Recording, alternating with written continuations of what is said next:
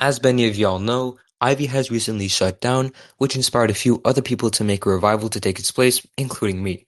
I know I said in my last video that I wouldn't be making a revival, but that was only partially true.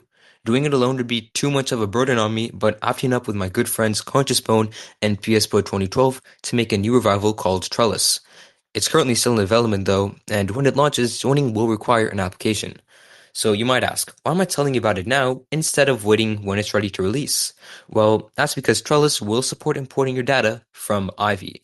However, because we the developers are kind of busy, development of Trellis is taking a lot of time since we're prioritizing quality over speed.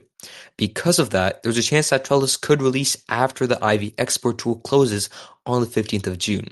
So I just wanted to give y'all a quick heads up.